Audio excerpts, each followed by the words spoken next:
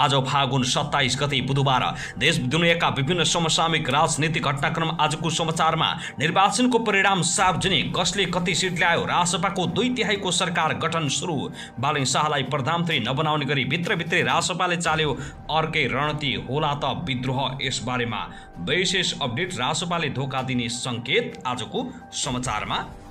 राजुनाथ पाण्डे भन्छन् बालेन बाहेक अरू कोही प्रधानमन्त्री बन्छ भने विद्रोह हुन्छ। केपी ओलीलाई ज्यान मुद्दामा सिफारिस, दफा 171 ले के भन्छ? हुन सक्छ 10 वर्ष कैद सजाय। प्रतिनिधि सभामा प्रत्यक्षतर्फ अधिकांश नयाँ अनुहार। नरेन्द्र मोदीको बधाईपछि बालेन शाहको पनि प्रतिक्रिया।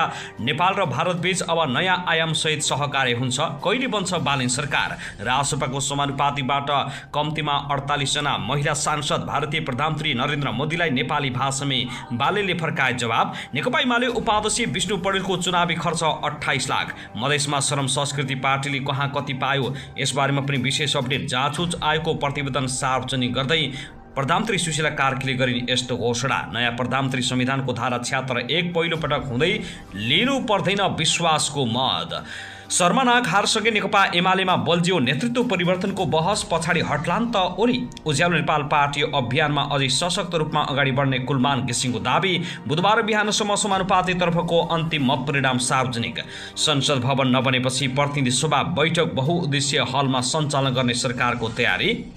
निर्वाचन आयोगले भन्यो राष्ट्रपतिलाई बुझाउने तयारी भइसकेको छ। अब नयाँ नेतृत्व, नयाँ सरकार बन्छ। अघिल्ला 2 प्रतिवेदन थन्के कार्की आयोगको सिफारिस कार्यान्वयन होला। ओली र लेखक पक्राउ पर्लान्। नयाँ संसद भवन अझै अधुरै, कहाँ बस्छ प्रतिनिधि सभाको बैठक? बालेन सरकारले गर्ने यस्ता छन् काम, तर रासपाले हाल्न सक्छ बालेनप्रति अवरोध। दुर्गा प्रसाईले फेरि थाले आन्दोलनको घोषणा, जसले गर्दा पुराना दलहरूलाई ढाडस दिँदै फागुन 21 को जनादेश मौन विद्रोहको गुन्जनले हल्लियो पुराना दलहरूको मर्तिङ्गल। यी र यस्तै विभिन्न सय महत्त्वपूर्ण अपडेट छन्। अब हेर्नुहोस् पुरा समाचार।